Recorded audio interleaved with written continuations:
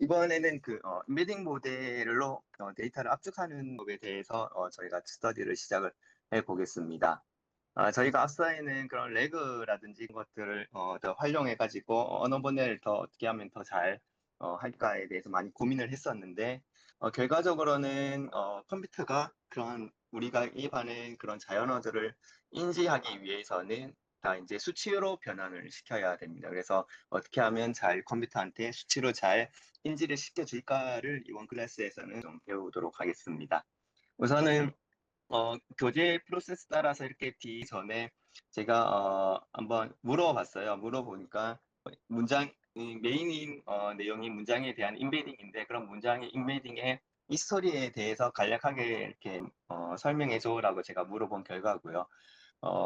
대충 테마에 대해서 좀 보면은 우선은 딥러닝을 사용하기 이전입니다. 이 같은 경우에는 특정 단어에 대한 카운터라든지 그런 카운터를 어떻게 잘 이렇게 컴퓨터가 정렬하고 인지할 수 있고 검색할 수 있게끔 할 것인가에 대해서 그런 많은 고민들이 있었고요. 그래서 그중에 대표적인 게 백오버 워드 있고, 뭐 많이 사용되는 TF-IDF도 이런 식으로 가는데, 여기는 아주 간단한 방법 위주로 가고 있습니다. 그러다가 이제 딥러닝이 등장을 하면서 이런 신경망을 활용을 해서 데이터에 대한 인베딩 기술이 발전을 했고요. 그리고 추가적으로는 어텐션과 트랜스포머가 나오면서 좀 더 고도화된 그런 식이 사용을 되고 있습니다. 그리고 이제는 트랜스포머 이후에는 문장 인베딩을 위한 전용 모델들도 많이 나오고, 뭐 저희가 많이 알고 있는 이렇게 해서 많이 사용이 되고 있고, 그리고 가장 많이 사용되고 있는 그 트랜스포트라고 상당히 인베딩을 잘 나눠주고 이렇게 수치화해주는 그런 모델이 되겠습니다. 이렇게 해서 계속 발전이 되고 있는 중입니다. 네, 그래서 다시 교재로 돌아와서 시작을 하게 돼.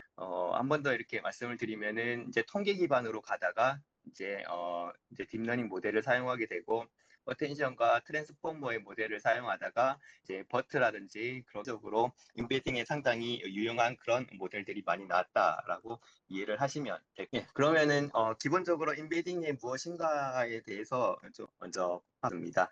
그래서 이런 문장 인베딩의 여러 가지 방식이 있는데, 그중에 이제 문장 인베딩에 대한 활용이 많이 활용이 되고 있는데, 주로 이제 저희가 편하게 센텐스 트랜스포머를 라이브러리를 이용해 가지고 저희가 활용을 할 수가 있습니다. 즉 학교라는 메인 단어 쓸 때 공부라는 단어와의 연관성, 그 운동이라는 단어와의 연관성을 확인을 합니다. 그래서 이걸 응용해서 뭐 다른 저희가 컨텐츠에 대해 사용을 하고 싶은데, 그러면은 학교가 공부하고는 어느 정도의 연관성이, 운동하고는 어느 정도의 연관성이 있을지를 그런 단어 혹은 문장 사이에 유사성, 관련성을 수치화를 해 이렇게 문장 인베딩을 활용을 하면, 특히 뭐 센텐스 트랜스포머를 활용을 하게 뭐 여기에 이제 보시면 코드도 상당히 좀 심플하게 나와 있습니다.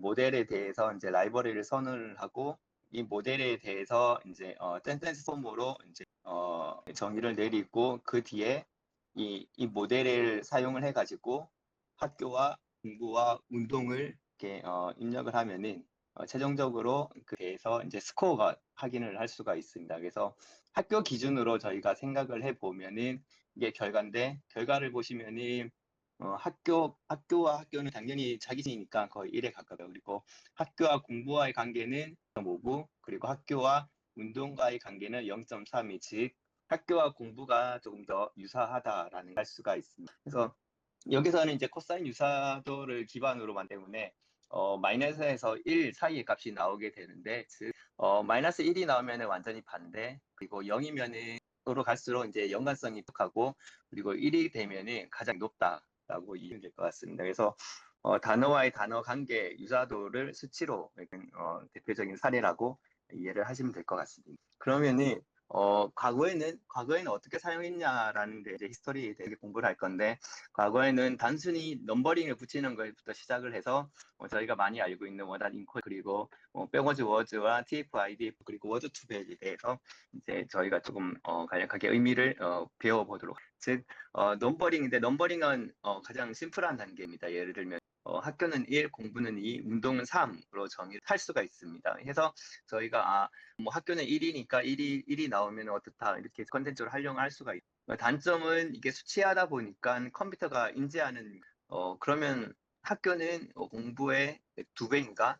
반대로 공부는 학교의 2배인가?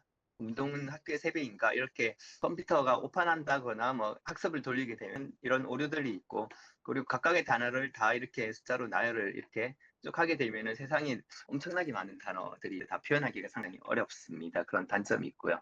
그리고 그래서 원어딩 코드 같은 경우에는 이러한 관계성을 배수에 대한 관계성을 독립적으로 표현을 했습니다. 학교는 100, 공부는 010 이런 식으로 이렇게 독립적으로 이렇게 띄어놨는데 이렇게 하면은 가장 큰 문제점 중에 하나가 유사도 표현하는 게 상당히 어려워진다. 즉 여기는 이제 서로 이제 각각의 차원이 다르기 때문에 각 직교하는 좌표가 다르기 때문에 예를 들어서 뭐 다르게 이제 저희가 변환을 하면 어떻게든 이렇게 이를 표현을 할 수가 있겠지만은 가장 대표적으로 코사인을 하게 되면은 다 유사도가 0으로 나오게 되기 때문에 어, 이런 관계성을 표현하는 데 있어서는 상당히 좀 한계가 있다라고 봅니다. 대신에 뭐 장점이라고 하면은 이 학교라는 단어가 나오면은 이 학교에 대한 것은 확실하게 컸을 때 잡아낼 수 있지만은 학교, 스쿨 용어가 조금만 달라져도 어, 원하는 코딩을 사용을 하게 되면은 못 잡아낸다라는 그런 단점이.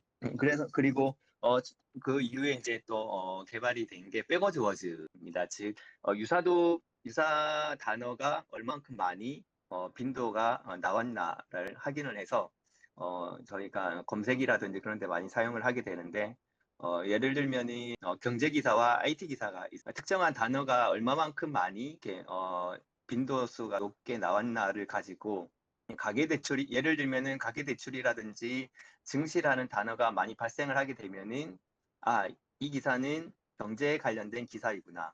그리고 LM이라든지 구글이라든지 이런 쪽으로 많은 단어가 많이 나오게 되면은 IT에 관련된 기사구나. 이런 식으로 카운팅을 해주고 이게 이제 의미를 부여를 하게 됩니다. 대신에 모호한 관계도 상당히 많이 그리고 요즘 시대적 배경도 많이 이렇게 흐름을 따라서 이렇게 많이 나오고 있는데 뭐 최근 같은 경우에는 뭐 경제에도 AI가 나오고 IT에도 AI가 나오고 뭐 사회에도 AI라는 단어가 많이 등장하기 때문에 상당히 좀 모호한 관계가 있다라는 그런 단점이 있습니다. 그렇기 때문에 이러한 우리가 검색하고자 하는 단어의 순서나 문맥이랑 그런 것들이 고려가 되지 않고 빈도 의해서만 이렇게 우리가 검색을 할 수 있다라는 그런 좀 단점 구조가 있습니다. 그리고 이런 백워드 워즈에서 조금을 해서 그러면 단순히 여기서도 보면은 단순히 이렇게 특정 기사에 어떤 단어가 몇 번 나왔다, 특정 기사에 어떤 몇 번 나왔다가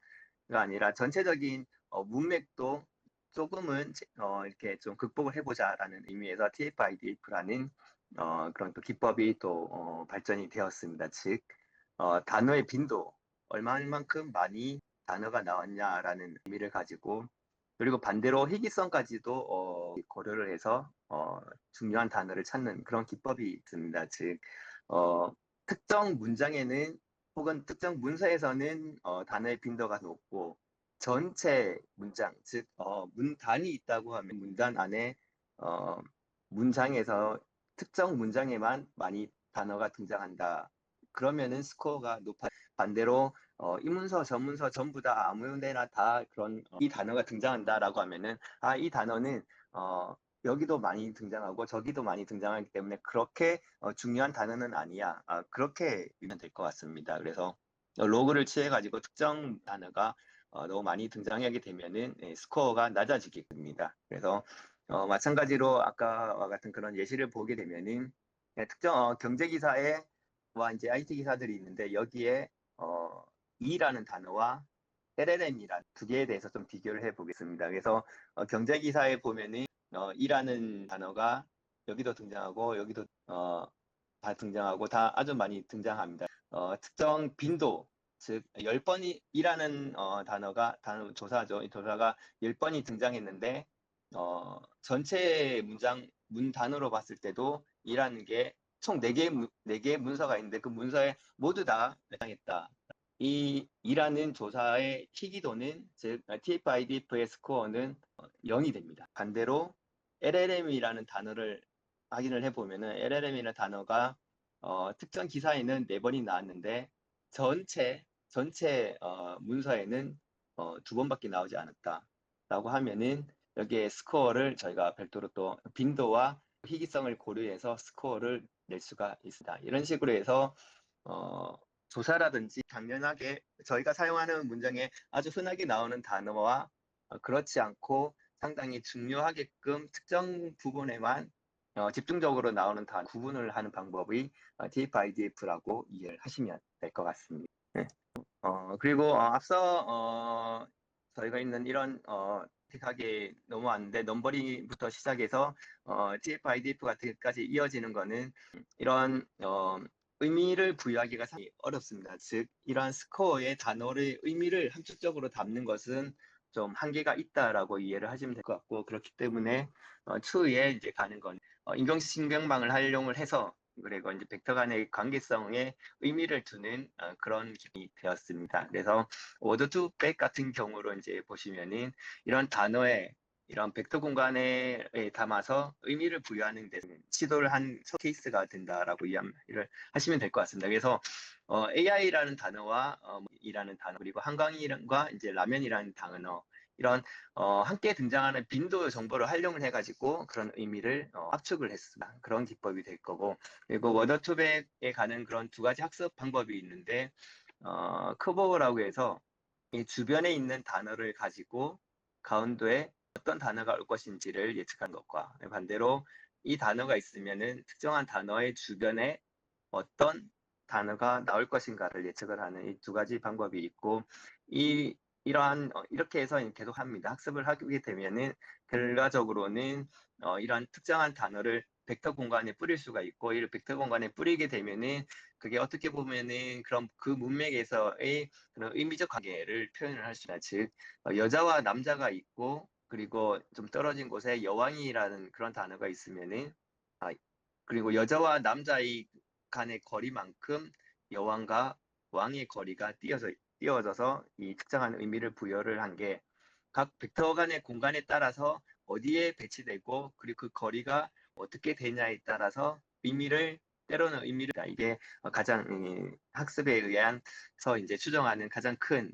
힘이 될 거라고 생각을 하고 있고요. 그래서 여기서 시작을 해서 이제 저희가 제일 처음에 서두에 말씀드린 것처럼 지속적으로 인베딩 모델로 발전을 됩니다. 그래서 이제 여기서 좀 더 발전을 해가지고 트랜스포머 인코딩 구조를 활용을 해가지고 버트라는 모델이 이제 나오게 되었습니다. 즉 저희가 앞서 있는 것처럼 앞뒤 문맥을 동시에 보면서 이해를 하는 그런 버트이겠고 그러한 의미를 반영을 해서 인베딩으로 잘 표현을 했다라고 하면 될 것 같습니다. 그래서 여기서도 이제 문장 사이의 관계를 표현하는 데 있어 두 가지 방식이 있습니다. 그래서 문장과 문장 사이의 관계를 저희가 유추하는 데 있어서 이 버트 모델을 이용해서 유추하기를 하게 됩니다. 즉, 이 두 문장을 동시에 같이 학습을 하느냐, 별도로 학습을 해서 유사도를 측정하느냐, 이러한 앞서 보시는 것 밑에 우측 하단에 보시는 것처럼 문장 A와 문장 B가 있을 때 각각의 이제 버트로 되고 나온 스코어를 가지고 코사인 유사도를 비교를 해서 A와 B가 얼마나 유사도를 가진다라는 것을 저희가 이제 출력으로 이제 뽑아낼 수가 있고, 반면에 A와 B를 버트에 동시에 같이 학습하면서 여기서 이제 나오는 유사도를 저희 비교를 해볼 수가. 그래서 뒤에 제가 말씀을 드릴 건데 둘 다 이제 쓰임이라든지 의미, 장단점이 확실하게 구분이 때문에 어디에 어떤 구조에는 어떨 때는 어떻게 쓸 때는 어떻게 쓰고 이런 게 좀 명확하게 구분이 될 수가 있습니다. 그래서 만약에 앞서 보신 것처럼 교차 인코더를 쓰게 되면은 정확도 측면에서는 상당히 유리하게 됩니다. A라는 문장과 B라는 문장 다른 말로 표현을 하게 되면은 여기에는 저희가 가지고 있는 수많은 문서가 되겠고 많은 문서가 되겠고 그 와중에 저희가 질문을 던지게 그러면은 그 질문과 가지고 있는 문장을 서로 비교를 해서 얼마만큼의 유사도가 있는지를 학습을 통해서 이렇게 스코어로 뽑아낼 수가, 계산을 해낼 수가 있습니다. 이렇게 하면은 직접적으로 다이렉트로 내가 가진 문서와 질문을 비교하기 때문에 정확도가 높을 반면에 확실한 단점이 있는데, 이렇게 되면 예를 들어서 내가 A라는 질문을 던졌다가 어, 질문을 바꿔요. 질문을 바꿔서 B라는 질문, 내가 가진 전체 문서를 B에 맞게끔 새로 학습을 되면은 연산 시간이라든지 그런 노력들이 너무나 많이 들어가게 되는 그런 큰 단점입니다. 즉, 내가 가진 문장이 1000개다라고 하면은 이렇게 1000번을, 사실 뭐 초대형 LLM 같은 경우에는 문장이 1000개가 아니라 거의 뭐 몇천억 개 조단위이기 때문에 이게 사실 불가능한 스토리였기 때문에 정확도는 꽤 확보가 될 수 있지만은 이렇게 확장성 측면에서는 좀 한계가 있는 방식이다라고 이해를 하시면 될 것 같습니다. 반면에 바이 인코더를 사용을 하게 이러한 단점을 극복을 해낼 수가 있습니다. 즉, A라는 질문을 던지고 내가 가지고 있는 그런 문장에서 이렇게 비교를 하게 되면은 제일 처음에는 이제 학습을 진행합니다. 이 와중에 B라는 질문으로 추가로 이제 여기에 있는 내가 가지고 있는 이 문장에 대한 학습을 이미 했기 때문에 기존의 인베딩 연산값을 활용을 할 수가 있어요. 그래서 내가 던지는 질문에만 이제 인베딩을 하게 되면은 이제 유사도를 빠르게 도출을 해낼 수가 있습니다. 그래서 문장의 벡터를 미리 저장을 해놓기 때문에 상당히 빠르다라는 그런 장점을 이용해서 지금처럼 좀 거대한 대형 검색 시스템에 많이 활용이 되고 있는 그런 방식이다라고 이해를 하시면 될 것 같습니다. 참고로 그 교차 인코더가 확산 모델의 스테이블 디퓨전 부분에 나오거든요. 그래가지고 뭐 쓰임새는 조금 다르긴 하지만 뭐 뒤에 요 내용이 뒤에 나오니까 좀 눈여겨 봐주셨으면 합니다. 네, 예, 감사합니다.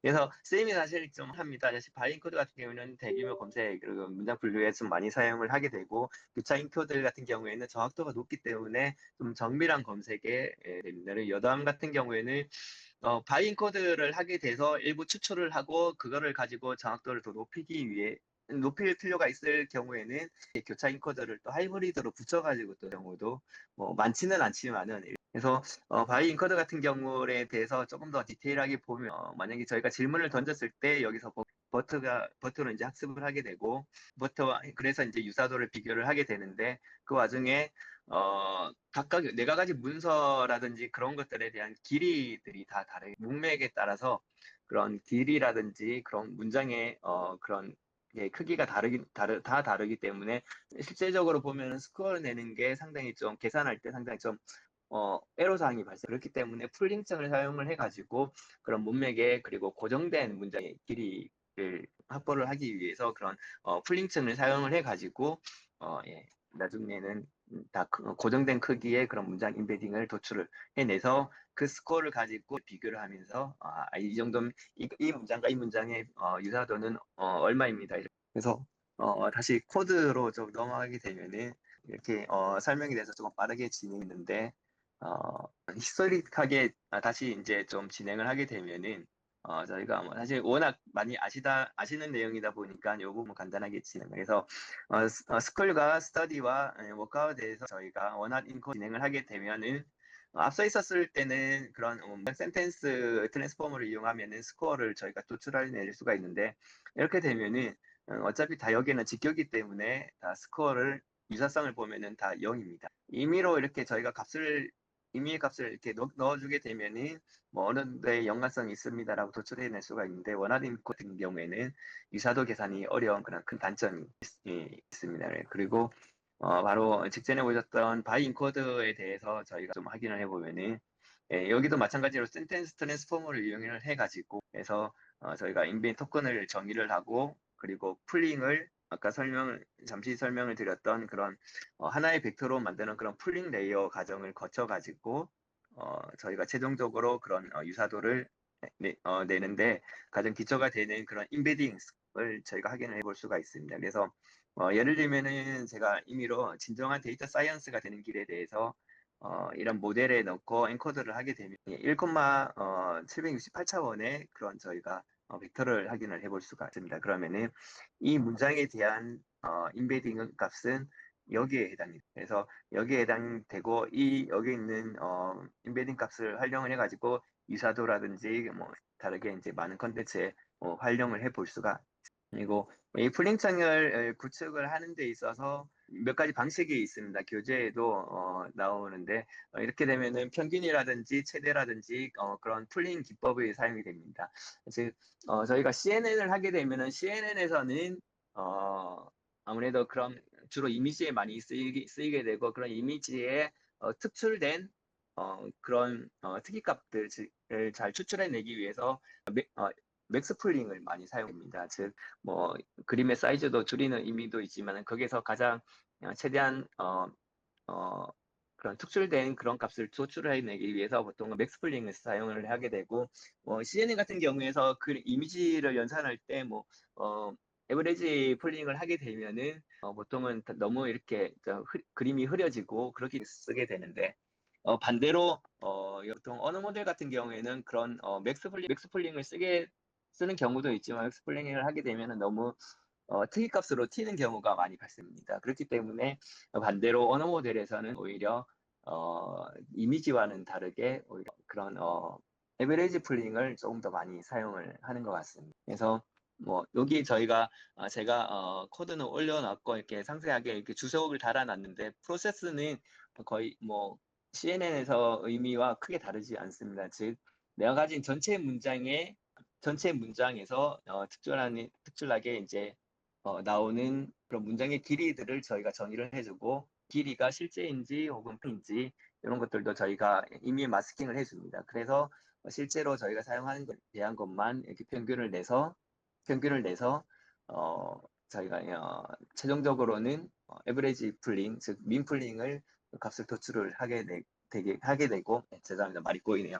하게 되고 이렇게 전체 프로세스로 보게 되면은 제일 앞전에 설명드렸던 그런 모델과 토커나이즈를 통해서 저희가 이제 정의를 내려주고 거기에서 이제 맥스 폴링 혹은 민 폴링을 사용을 해가지고 문장의 길이라든지 혹은 그런 의미를 함축할 수 있게끔 하나의 폴링을 진행을 하게 됩니다. 그렇게 한 다음에 저희가 하고자 하는 그런 문장을 입력을 하게 되면은 입력하는 문장도 이제 토커나이징이 필요하죠. 그렇게 하게 되면 다음에 이 모델을 추론을 하게 되면은 저희가 최종적으로 이러한 즉 학교에 갑니다라는 문장에 대한 그런 임베딩 값을 저희가 최종 도출을 해낼 수가 있습니다. 여기도 민플링과 마찬가지로 사용이 되고 있고요.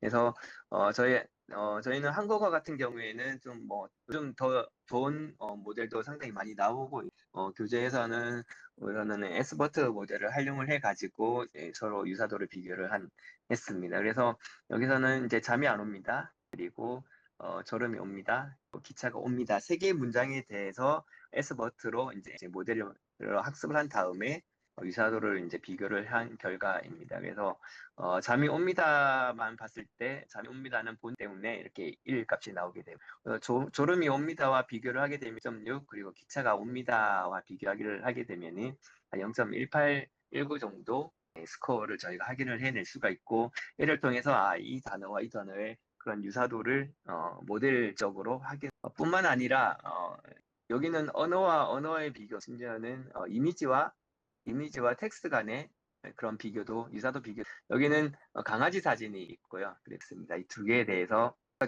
자연어로 비교를 해보게 강아지 사진과 이런 언어 모델에 대한 비교를 또 해볼 수가 있습니다. 그래서 여기는 어드럭 온 클래스와 이제 브라운캣 온 옐로우 백그라운드라는 그런 단어를 넣게 되면은 두 개에 대해서 그림과 자연어의 코사인 비교를 강아지와 강아지 그리고 고양이와 그런 고양이를 묘사한 그런 자연어를 비교를 하게 되면은 이렇게 유사도를 확인을 해볼 수가 있습니다. 즉 강아지 그림과 강아지 그림과 여기 고양이에 대한 설명을 비교를 하면은 스코어가 당연히 상대적으로 낮게 나오고 강아지를 강아지로 묘사한 거 그리고 고양이를 고양이로 묘사한 것을 비교를 하게 되면은 상대적으로 좀 더 높은 스코어를 우리가 확인을 해볼 수가 있습니다.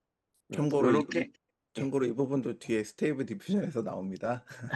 예, 감사합니다. 이게 사실 조금 신기하긴 하더라고요. 이미지를 모델이 학습을 하게 되고, 그것과 이제, 자연어와 어떻게 비교할지를 사실 조금 더 깊이 모델적으로 들어가야 되는데, 그렇지만은 저희가, 활용도 측면에서 보면은, 이렇게 그림과 텍스트를 또 충분히 또 비교를 할 수 있겠구나라는 생각이 들고요. 그리고 상세한 설명은 선생님께서 또 해주실 것 같습니다. 그러면 그래서 우리가 그 텍스트로 이미지 생성하는 게 조금 쉬운 상황이라고 보면 그러니까 뒤에 나오겠지만 이제 스테이블 디퓨전이 그 조건 기반의 화들인데 조건으로 문장을 주고 그 문장 기반으로 이 생성할 때 그 문장을 이제 그 벡터로 만들거든. 그때 이제 이 클립을 사용해 가지고 클립 자체가 특정 텍스트와 문장 그러니까 이미지 간의 유사도 기반으로 학습을 시킨 모델이거든요. 텍스트를 주고 그거 나오는 임베딩 벡터를 조건으로 준 상태에서 이미지를 내는 이런 식의 어프로치입니다. 스테이블 디퓨전. 지금 이게 비전 랭귀지 모델의 앞부분인 거죠? 그렇게 봐야 되는 인코더니까. 그리고 앞에 스테이블 디퓨전 얘기하신 게 인코더 부분이 마찬가지로 텍스트 입력 부분이니까 요걸 그대로 쓰는 거라고 생각할 수 있고, 디코더 부분이 디퓨전 모델로 이미지 생성하는 그 부분이어 갖고, 입출력을 이제 붙이면 요 이제 클립에 출력으로 이미지 생성을 붙이면 스테이블 디퓨전처럼 이미지 생성 텍스트에서 이미지 생성 모델이 되는 것 같습니다. 그래서 이제 또 실제로 스테이블 디퓨전에서는 여기 텍스트 기반의 인코드의 결과물을 쓰는 그렇죠. 예, 계속. 예, 이렇게 저희가 많이 활용을 할 수가 있는 부분이고, 어, 추가로 들어가서 이제 저희가 즉 문장에 대한 의미를 검색하고 구현하는 거에 대해서 코드로 계속 하도록 하겠습니다.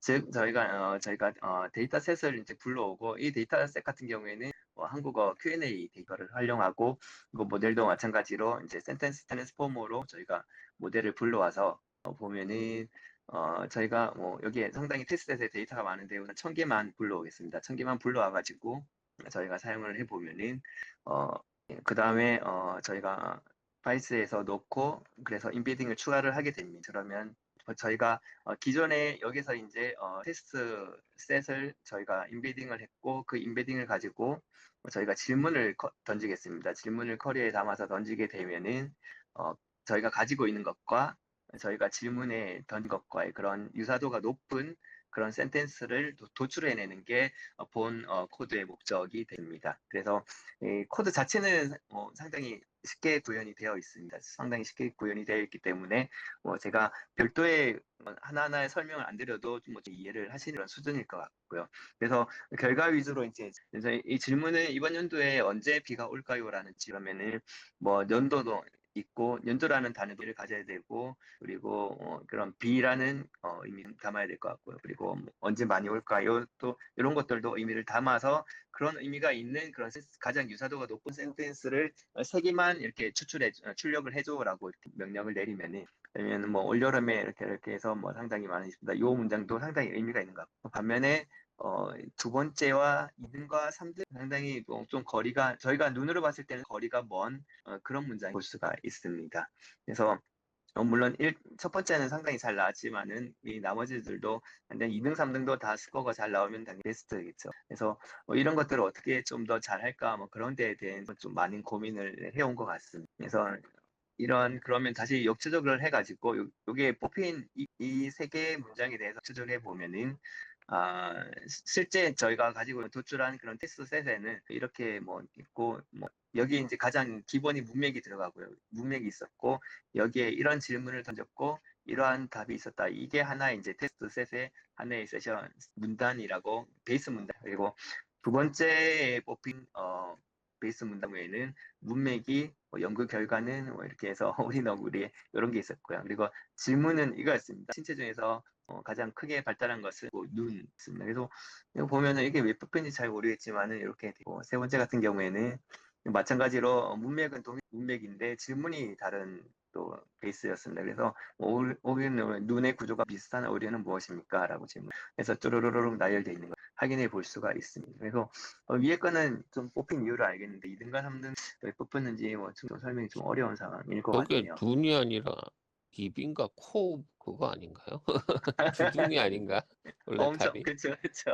크게 막 돼 있죠, 거기가. 예. 그리고 뭐 마찬가지로 이제 검색의 한계도 상당히 좀 있는 상황입니다. 그래서 뭐 예를 들어서 저희가 질문이 뭐 이런 럼틀리딕이 뭐 이렇게 해서 개발한 것은 무엇입니까?라고 질문을 던졌을 때는 어, 당연히 조금 모호한 의미가 크게 떨어지는 뭐 메가드 장군 이렇게 나오는데 제 세 번째 문단이 정답이거든요. 세 번째 문단이 세인트 루이스에 태어났고 이렇게 학위를 마치고 뭐 이렇게 나왔습니다. 사실 이게 정답인데 엉뚱하게 전혀 다른 또 오답이 나오게 것을 볼 수가 있습니다. 그래서 이런 의미 검색에서는 뭐 질문에 대한 임수 검색에서 충분히 저희가 튜닝이 파인 튜닝이라든지 다른 계산 방식이라든지 그런 게 더 필요할 것 같다라는 그런 생각이 들게 됩니다. 그래서 이게 상당히 좀 인베딩하는 입장에서 보면 좀 많은 고민이 될 것 같습니다. 즉, 뭐 저희가 이전에는 LLM 할 때 뭐 레그라든지 혹은 프롬프트라든지 그런 것들을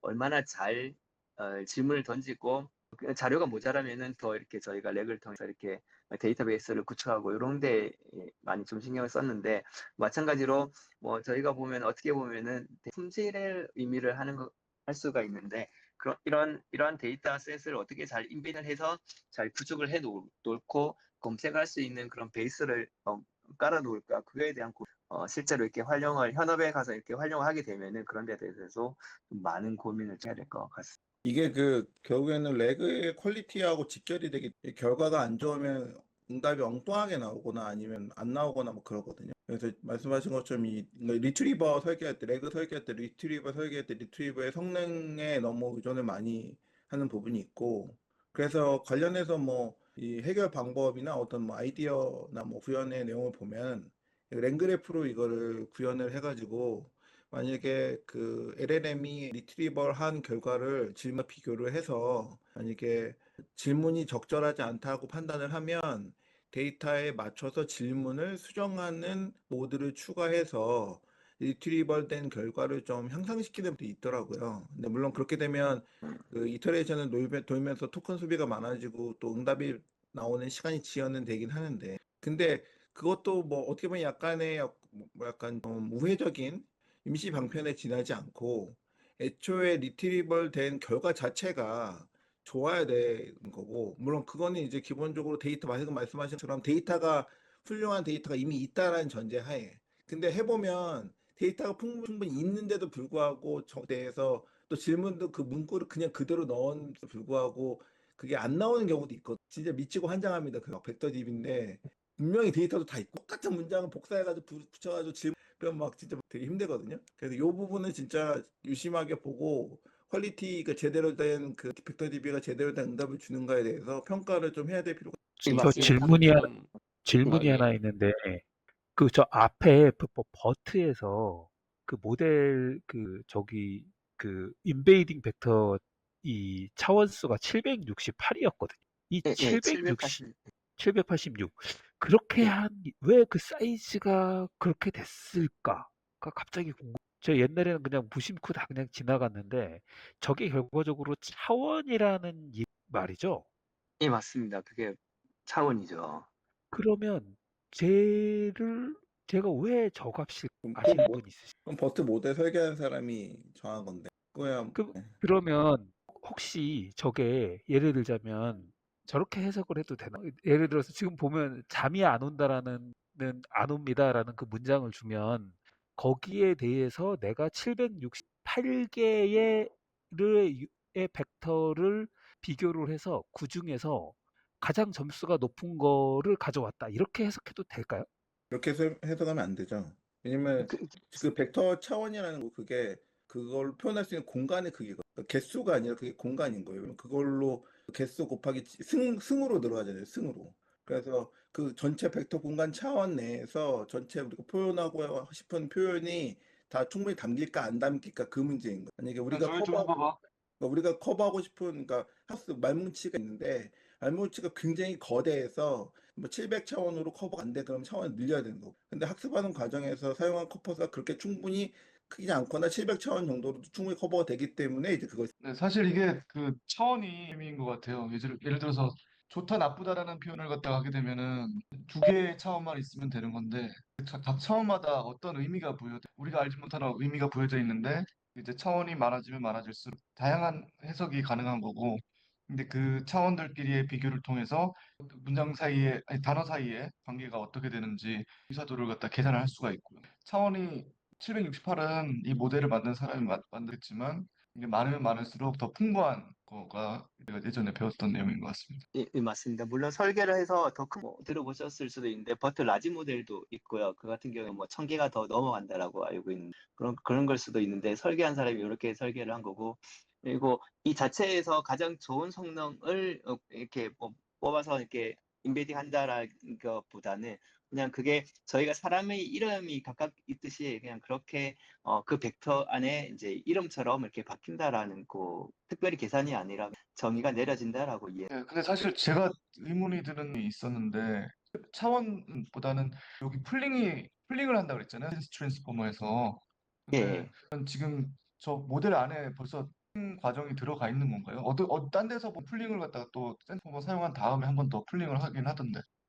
앞서 있었던 여기 같은 경우에는 저희가 임의로 풀링 별도로 줘가지고 이렇게 진행을 한 건데 뭐 제 생각으로는 이제 지금은 이제 이게 자체적으로 진행을 할 수가 있는 것 같아요. 엔코더를 넣게 되면은 그 풀링의 과정도 저희가 넣는 이 문장에 맞게 저절로 이제 자동으로 구현이 되게끔 이렇게 세팅이 되어 있는 것 같아요. 저 아까 질문하고 이어지는 건데 저게 만약에 그 어, 어텐션 알고리즘에 보면 포지셔널 트랜스포머가 있잖아요. 그러면 예. 포지셔널 인코딩. 포지셔널 인코딩 그러면 그 포지셔널을 계속 이렇게 그 벡터를 로테이션 해가면서 이거를 비교한다는 얘기잖아요. 그렇게 해서 그렇게 로테이션.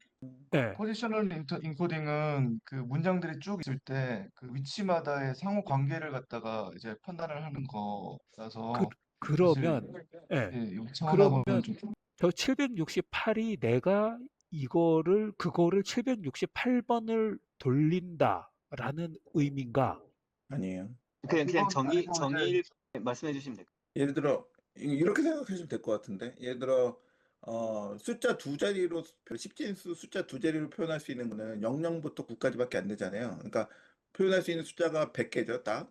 근데 세 자리면 그게 1000개로 늘고 네 자리면 그게 10,000개로 늘잖아요. 비트 수는 결국 그거에 저 768이라는 숫자는 그 저 공간, 벡터 공간이 표현할 수 있는 표현을 의미하는 거예요. 그러니까 저 768개를 표현할 수 있다는 게 아니라 각각을 이제 승으로 넣을 거 아니에요.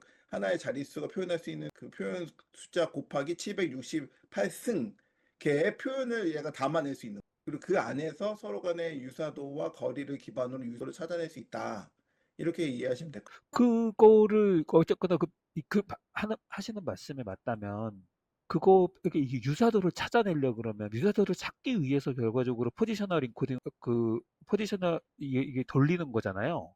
여기서는 어텐션에서. 포지션 리코더이 안 나오죠. 여기서는 그냥 인코딩으로 통해서 벡터로 만들고 그 벡터 간의 유사도를 구하는 거. 코사인 시뮬러리티. 유사는 별도의 저희가 시뮬레이터 들어가가지고 거기서 여기서 저희가 엔코딩하는 과정에서는 그냥 정의만 내리. 일정한 숫자열로 만드는 거. 그런 다음에 그것끼리 비교를 하는 거예요. 감사합니다. 네. 예, 여기 있습니다.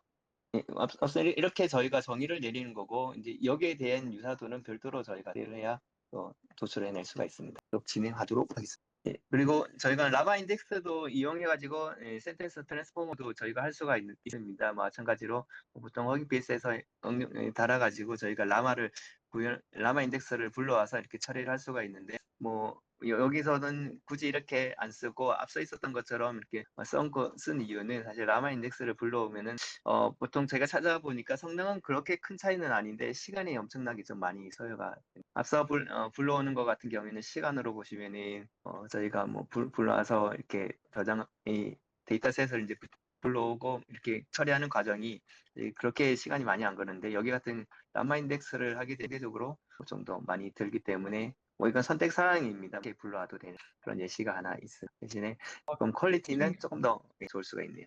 선생님 근데 이제 지금 같은 문장을 넣는 거예요. 여기 라마 인덱스하고 앞쪽에 센텐스 트랜스포머. 예. 근데 시간 차이가 거의 1분 이상 차이 나네요. 예, 맞습니다. 그래서 이거는 뭐 사실 선택 사항이라서 뭐 큰 모델에서 좀 더 가볍게 라이트하게 볼 경우에는 당연히 앞쪽을 선택해야 되고요. 그리고 뭐 그런 시간적 여유나 그런 뭐 연산할 수 있는 코어가 충분하다라고 하면은 뭐 라마 인덱스를 쓰는 것도 저희가 선택 사항일 것 같습니다. 네, 그리고 뭐 이러한 의미 부여하는 데에서도 앞서 보신 것처럼 좀 오답 그냥 기본 모델만 쓰게 되면은 오답도 당연히 많이 나올 수가 없을 것 같습니다. 그래서 뭐 아주 좀 교과서적인 스토리긴 한데 그래서 그런 문서의 단위를 좀 더 세분화한다. 그리고 즉 레이블을 좀 더 세분화해서 저희가 검색하는데 좀 더 용이하게 한다는 의미 그리고 그런 의미라든지 추후에 뭐 키워드라든지 그런 다양한 검색 방식을 여러 개 결합을 해서 그렇게 해서 쓴다. 좀 이따가 저희가 또 공부할 부분 하이브리드적으로 저희가 모델을 만든다. 그렇게 해도 될 것 같습니다. 그리고 유사도 방식을 단순히 이제 코사인으로만 저희가 했는데 뿐만 아니라 그런 유사도를 검색하는 방식도 뭐 다양하게 해보자라는 할 수가 있고요. 그리고 순위 즉 단순히 이제 이게 레이블에다가 그런 또 한번 매겨서 그거를 다시 좀 학습을 하고 도출할 수 있게끔 하자 뭐 그런 스토리도 있고요. 그리고 뭐 인덱스와 이제 그런 구조에 대해서도 그냥 지금은 심플하게 이렇게 나열이 돼 있지만은 그 배치라든지 그런 것을 어떻게 잘 유용하게 검색할 수 있을지를 한 번 더 찾아보자라는 그런 약간 교과서적인 극복 방안이 또 찾아보니까 이 정도로 이렇게 도착. 그래서 다음에 넘어가면은 이번 클래스에서는 좀 하이브리드적으로 진행을 해보려고 합니다. 즉 의미 부여 방금 저희가 이제 약간 이 의미 부여하는 방식과 더 앞쪽에 있었던 그런 카운터하는 방식을 잘 응용을 해보자라는 BM25라는 또 있는데 저희가 제일 초반에 TF-IDF에 대해서 저희가 방식에 대해서 이렇게 공부했는데 여기서 뭐가 다르냐라고 하면은 여기서는 TF-IDF 같은 경우에는 한 번 더 말씀드리면은 그런 특정 문장, 특정 구문에 얼마만큼 단어가 많이 나왔느냐 그리고 이 단어가 전체 문맥에서 봤을 때는 몇 번 정도 등장하느냐 즉 희소성과 빈도를 동시에 확인을 해 볼 수가 있는 그런 스코어 방식이라고 이해를 하시면 되는데 BM25 같은 경우에는 여기에다가 문장의 길이까지도 고려를 하자라는 아이디어가 더 듭니다. 즉 다르게 말하면은 문장이 길면은 당연히 특정 단어가 나올 확률이 높지 않느냐. 그렇기 때문에 너무 긴 문장은 또 그러니까 거기에 맞게끔 너무 또 경향이 치우칠 수가 있으니까 예, 그런 문장의 길이도 어떻게 보면은 좀 노멀라이징해서 좀 규격화하자라는 의미로 받아들이면 될 것 같습니다. 그래서 BM25라는 모델은 얼마나 많이 그런 문장의 길이까지도 보정했다라고 보실 것 같고요. 그리고 이러한 빈도 같은 경우에도 너무 많이 과다하게 많이 나오는 경우에는 여기에 너무 포커싱이 돼 있기 때문에 어떻게 저희가 검색을 하더라도 이 문장이 선택이 될 겁니다. 그래서 너무 이렇게 많이 나오는 건 알겠는데 너무 많다고 해서 선형적으로 그게 의미를 부여하는 게 아니라 어느 정도 좀 기울기를 죽여주자라고 해서 저희 그에 대한 그런 너무 TF에 대한 그런 의미를 다소 조금 죽이는 그렇게 해서 이제 개발된 게 BM25라고 이해를 하시면 될 것 같습니다. 예, 그리고 제가 앞서 이렇게 하이브리드적으로 이렇게 검색법을 도입하자라는 그런 아이디어가 이 교재에서도 이렇게 설명을 하고 있는데, 즉 앞서 있었던 이런 방식과 의미를 부여하는 방식의 두 개를 응용을 해서 의미를 해서 그 두 개에 대해서 나오는데 저희가 보면은 어떻게 보면 거의 앙상블 구조고 그 앙상블 구조에서도 저희가 스코어로 앙상에서 결과를 도출할 것이냐 아니면 투표 방식으로 해서 소프트하게 혹은 하드하게 이렇게 가져갈 것이냐에 대한 그런 방식들이 있는데 여기서도 저 비슷합니다. 즉 여기서는 이제 각각에 대한 순위를 가지고 랭킹으로 스코어를 다시 낸 그런 방식이 상호 순위 조합이라고 이해를 하시면 됩니다. 즉 계산 방식에 대해서 한번 보시면은 예를 들어서 D1이 여러 개 문장들이 쫙 있는데 D1이 여기가 검색 순위 1이고 여기가 인베딩 의미 부여를 했을 때 검색 순위가 3이었다. 반면에 D2에서는 특정 단어에 대해서 순서를 매겨보니까 4위였고, 통계적으로 보면은 4위였고, 임베딩 기반으로 했을 때는 1위였다라고 하시면은, 여기에 스코어가, 여기는 또 보정값이 K가 들어갑니다. K는 임의로 저희가 60을 줬고, 그래서, 보면은, 통계적 기반이 1이기 때문에, K 더하기 이 순위까지 들어갑니다. K 더하기 순위 분의 1, K 더하기 해당 순위 분의 1 해서 이것을 더하게 되면 최종적으로 스코어가 뽑아내오게 됩니다. 여기도 마찬가지로 여기는 5등, 5등이었기 때문에 K 더하기 1분의 1 그리고 K 더하기 1분의 1 이렇게 하면은 마찬가지로 스코어가 나오게 됩니다. 그래서 이 중에 이렇게 스코어를 상호 순위 조합으로 하면은 그 중 가장 높은 순으로 이렇게 저희가 검색했을 때 그게 도출이 되어 있습니다. 설명이 교재로 다시 한번 넘어가서 교재에 있는 예시로 보면 이렇게 쭉 있습니다. 쭉 있고 여기가 이제 1등, 2등, 3등, 4등, 5등 라인인데 즉 BM25로 검색을 하니까 A가 1등이더라. D가 2등이더라. C가 3등이더라. 이렇게 순위가 나올 거고요. 인베딩 결과는 여기는 A였는데 여기서는 B가 1등이다, A가 2등이다, C가 3등이다. 이렇게 이제 계산이 되었습니다. 그러면은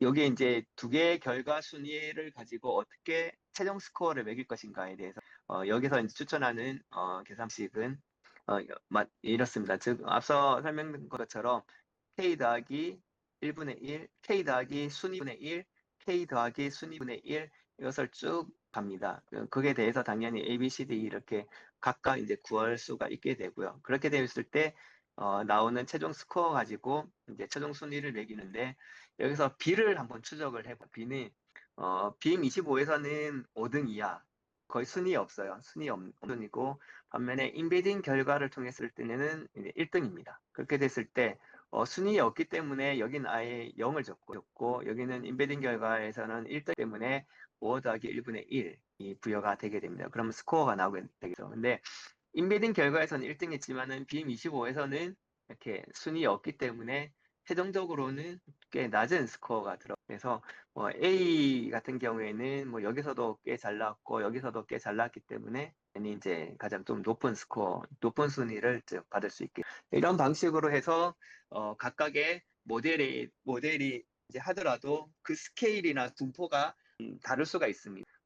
여기는 이제 BM25와 인베딩 결과를 예시를 들었는데 점수 스코어 자체가 분포도 완전히 다르고 혹은 이 두 개 아니라 다른 완전히 동떨어져 있는 그런 스코어를 낼 수가 있는데 그것을 어떻게 조합하느냐를 순위의 의미를 두고 물론 여기에서 또 가중치를 부여하면은 특정 모델에는 조금 가중치가 가겠지만은 이런 식으로 해서 이제 순위를 통해서 순위를 응용을 해서 다시 한 번 더 계산을 해서 최종적으로 그러면은 A가 가장 적합한 것 같아. C가 그다음 이렇게 스코어와 순위를 낼 수가 있어서 코드적으로 보시면은 여기서는 이제 BM25부터 설명을 드리게 되면 여기 이렇게 돼 있죠. 그래서 여기서는 우선은 들어오는 문장에 대해서 이제 토커나이즈를 하고 전체 문서 수 그리고 평균 길이 그리고 IDF 그리고 각 문서별로 단어가 몇 번 등장하는지에 대해서 계산을 하게 됩니다. 계산을 하게 되어서 빈도수라든지 혹은 문장의 길이라든지 이것을 그리고 각각의 B 같은 경우에는 그래서 이걸 가지고 K도 보잡시고요. 이것을 가지고 최종적으로 BM25에 대한 스코어를 도출을 해낼 수가 있어요. 그렇게 되면은 밑에는 사실 조금 하나하나 설명드리기보다는 제가 우선 코드를 올려놓겠습니다. 보시고 주석의 의미를 달아놨기 때문에 참고하면은 의미만 알면은 이 주소들 따라가는 데는 어려움이 없을 것 같습니다. 코드 자체는 어렵지 않더라고요. 그냥 단순히 계산 쪽입니다. 그래서 예를 들어서 이제 안녕하세요와 반갑습니다. 안녕 서울 세 개에 대해서 이제 BM25 스코어를 안녕이랑 비교를 해보면은 안녕하세요, 반갑습니다, 안녕 서울입니다. 즉, 이 같은 경우에는 단어의 빈도수 기반으로 하는 그런 스코어 검색 방법이기 때문에 안녕이란 단어가 없는 반갑습니다 같은 경우에는 제가 의미는 알지 못하고 단어만 보기 때문에 등장 안에서 빵이 나옵니다. 반면에 이제 안녕하세요 같은 경우 5글자고 물론 안녕이란 단어는 안녕하세요와 안녕 다 들어가 있지만 더 글자와 아니기 때문에 조금의 스코어 차이가 안녕 서울에 조금 더 돼 있다라고 이해를 하시면 될 것 같습니다. 당연히 뭐 검색 한계 같은 경우는 앞서 있었던 그런 단어 스코어 단어로 찾는 때문에 이 단어가 얼만큼 많이 나오냐를 기반으로 들어가게 됩니다. 그래서 여기 보면 이번 연도라고 그런 단어도 뭐 그렇기 때문에 가장 우선순위로 낸 것을 보면 사실 이게 정답인데 이것보다는 뭐 언제라는 단어 그리고 언제라는 단어가 또 들어오고 그래서 특정 단어가 많이 나오게 되면은 의미와 별개로 추천할 수가 오답이 나올 수가 있어요. 그렇기 때문에 이러한 한계를 극복을 하기 위해서 저희가 상호순위 조합을 해서 구현을 해서 하이브리드적으로 다시 알아보도록 합니다. 대신에 장점도 있습니다. 가장 큰 장점이 고유 명사는 또 기가 막히게 찾아냅니다. 그래서 아까 의미 부여에서는 사실 이게 이제 로버트 헨리 딕에 대한 설명 이렇게 질문을 던져서 잘 못 찾았는데 이건 또 고유명사는 또 기가 막히게 찾아내기 때문에 이거를 또 바로 찾아내더라고요. 1등으로 바로 추천을 하더라고요. 그래서 뭐 그래서 꼭 뭐 이렇게 스코어 방법 이렇게 단어 빈도수가 나쁘다라기보다는 이러한 단어 빈도와 그리고 의미 검색을 두 개를 이제 서로 크로스할 수 있는 하이브리드 할 수 있는 방법을 저희가 또 배울 수 있습니다. 그래서 여기서 마찬가지입니다. 이렇게 저희가 상호 순위 조합 자체는 펑션을 바로 쓰면 될 것 같습니다. 그래서 이 펑션 구현하는 것 자체도 사실 크게는 어려운 거는 아니기 때문에 그런 랭킹을 놓고 그 랭킹에 대해서 K 더하기 랭킹 분의 1로 해서 스코어를 도출해줘라고 이게 저희가 코드를 활용을 하게 되면은 바로 이제 스코어를 확인을 해볼 수가 있습니다. 그래서 여기는 뭐 바로 이제 아웃풋을 보면은 바로 스코어 이제 순위와 점수를 확인을 중에서 뭐 이렇게 나온다라고 이렇게 만약에 저희가 실제 랭킹을 이렇게 놓게 되면은 최종적인 스코어는 이렇게 나온다라고 알 수가 있습니다. 그래서 저희가 최종적으로는 이제 이런 벡터 하이브리드 즉 이제 서치 기법을 사용을 하게 되면은 이렇게 언제 비가 올까라는 질문을 날렸을 때 올해 여름 장마는 이렇게 합니다라고 이 정답을 도출해낼 수가 있고요. 그리고 여기에 로버트 헨리 딕에 대한 질문을 날렸을 때도 미국의 세인트루이스 태어났고 이게 정답이 바로 나온 것 같습니다. 물론 이거는 교재에서 이제 추천하기 때문에 당연히 잘 맞는 걸 교재에 실었을 것 같고요. 실제 현업에 가면은 물론 아주 이것 또한 뭐 만능은 아닐 것 같습니다만은 이제 이렇게 어떤 하이브리드 기법 쓰고 그리고 데이터셋은 어떻게 구축을 잘 하고 거기에 인베딩 할 수 있는 기법을 현업에 본인한테 어떤 게 더 적한지를 찾아내는 그런 과정, 일련의 과정이 쉽지 않지만 당연히 필요할 것 같습니다. 그렇게 진행을 하고 이렇게 모델적인 측면에서도 좀 더 많은 이제 고민을 할 수 있게 교재가 좀 도와준 것 같아서 인베딩을 어떻게 잘하고 어떻게 잘 검색할지를 이번 클래스에서 배우게 되었습니다. 이상입니다. 네, 감사합니다.